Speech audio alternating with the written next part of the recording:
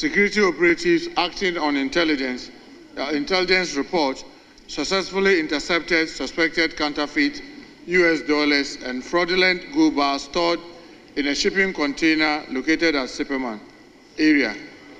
The Speaker, following established security protocols, the exhibits were securely protected. Later, in the interest of accountability, the media, an important partner in this effort, was invited to cover the story for reporting purposes. The National Security is also collaborating with the United States Embassy to confirm the authenticity of the suspected counterfeit currencies. At the same time, there is a collaboration with the Bank of Ghana and the Ghana Gold Board to confirm the authenticity of the intercepted gold bar and Ghana cedis.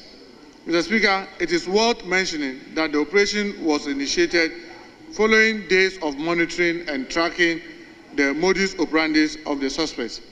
However, on the day the swoop was taken, the prime suspect had escaped before the security personnel arrived at the scene. However, investigations is ongoing to identify the suspect and their agent and the extent of the operation. Thank you very much, Speaker. Let's break this down. Not like news anchor, not like a politician with soft gloves. Let's talk like we are from these streets, because that's what this show is about. The David 360 show, where silence has no safe space. So here's what we are being told. 12 containers, inside them suspected counterfeits, US dollars, some forged Ghana cedis, and gold bars that might just be fool's gold, all hidden away in a shipping container in a place called Sipperman. Yeah, Sipperman. The irony writes itself. Security operatives, acting on what they call solid intelligence, moved in and seized the container. According to them, they followed protocol, locked everything down, preserved the evidence, and then, in a move that's supposed to make us clap, they invited the media to come and witness the big haul. A press show, cameras rolling, headlines flying. But let's pause right there. Whenever the media gets called after a seizure, not before, not during, but when everything is already tied up with a neat little ribbon, it's not just transparency, it's also control. They are not just telling us what happened, they are telling us how to feel about it. Because the story changes when the cameras are off. Now let's keep going. They said the US Embassy has been brought in to examine the fake dollars. The Bank of Ghana is supposed to analyze the cedis, and the Gold Board is checking if the bars are even real. All these big names, all these collaborations. But wait a minute, you are telling me nobody knows yet if the gold is fake, if the money is real? We are calling in institutions to test what should have been detected long before it crossed any Ghanaian port. This is the part where the street gets confused. Because if intelligence tracked these for days, and they had their eyes on this operation for weeks, then why are we still using words like suspected? Why are the real confirmations coming after the containers have been paraded? And then, as if the plot wasn't already shady enough, here comes the missing piece. The prime suspect, pew, gone. Let that sink in. They say the operation was initiated after days of monitoring and tracking the modus operandi of the suspects. Days, not hours, not minutes, days. And yet, on the day of the swoop, the day the security forces moved in, the man simply wasn't there.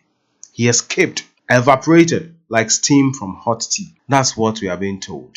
And look, we are not naive. Ghana is not new to this script. We have seen this movie too many times. Big crime, bold seizure, and then silence. Suspects go missing. Investigations take months, then years, then nothing. We have become professionals at chasing headlines but never catching justice. So when officials say the investigation is ongoing, you have to ask yourself, ongoing into what exactly? Into who?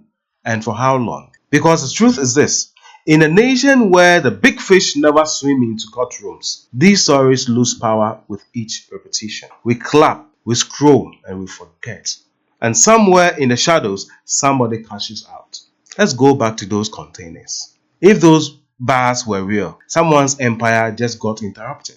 If they are fake, someone's scam just got caught halfway through. Either way, It wasn't the work of a petty criminal with street skills. This kind of thing takes clearance, contacts, and confidence. It takes power. And if the prime suspect has already disappeared, then maybe, just maybe, they were never meant to be found. So, Mr. Speaker, thank you for the briefing, but we have a few questions of our own. Where is the suspect? Who allowed the containers through? What system failed? And who is going to take responsibility this time? Because for once, we don't want a press release. We don't want a media parade. We want justice with names attached. Until then, don't just tell us the containers were seized. Tell us why it keeps happening. Tell us who is watching the watchers. Because somewhere out there, a syndicate is watching too. And they are betting that we will scroll past the story like every other one. But not this time.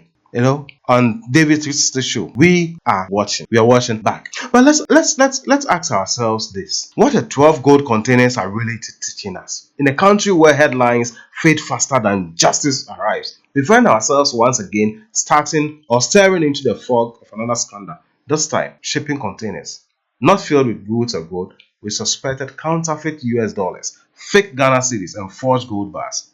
The media is invited. Big institutions like US Embassy, Bank of Ghana, the Ghana Gold Board are brought into the picture. And yet, when the dust settles, the prime suspect, the supposed mastermind, is nowhere to be found. This isn't just another news. It isn't just another news item. It's a mirror. And if we look close enough, this incident reflects more than just corruption. It reveals the deep cracks in our systems, our trust and our collective vigilance. Here is what we should all be learning from the mess. Corruption hides behind headlines. The loudest part of these stories is rarely the truth. It's the performance. The stage is set with press briefings, dramatic announcements, and buzzwords like intercepted, collaborating, and ongoing investigations.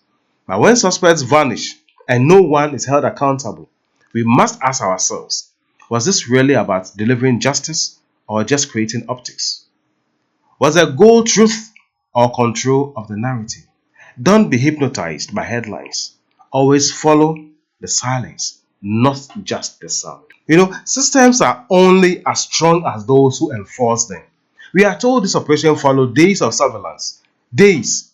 And yet, when the security team finally moved in, the main suspect had already disappeared.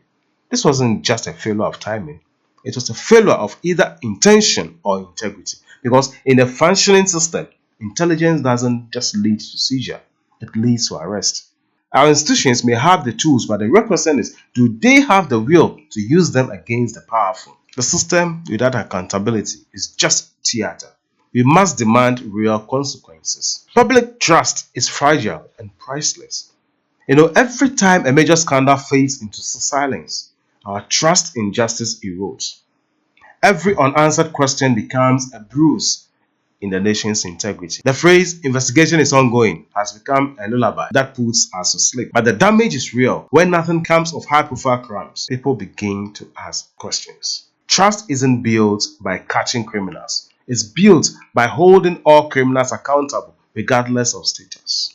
Let's not pretend this was petty theft. We are talking about large-scale counterfeiting and gold fraud, operations that require clearance, logistics, transport, and money laundering structures. These are not crimes committed by one man, dream, and a bag. These are crimes protected from the top. And often, the people pulling strings aren't at the scene. They are behind decks, wearing suits and shaking hands with the very agencies meant to stop them. The real culprits aren't always in the container. They are sometimes in the control room. As citizens, silence is our weakness. This isn't just about government failure, it's about civic weakness. We the people have allowed silence to become normal. We have let scandals pass without protest. We have stopped asking hard questions. As long as we remain silent, the powerful will continue to act with impunity. The fight against corruption isn't won in courtrooms. It's won in the court of public pressure, public memory, and public courage. National integrity isn't protected by uniforms. It's protected by citizens who refuse to forget. This story isn't just about gold or money or who escaped. It's about us. What kind of nation do we want to be? One that claps when cameras flash, or one that cries out when justice is delayed or denied? 12 containers have been seized, but until real names are named and real consequences has served, nothing has been won, only postponed. Let's not forget, let's not move on. Let's ask, demand, and speak, because that's the only way justice ever becomes more than a soundbite. Thank you for staying with us. This is David 360 Show. We will come back with another. God bless you.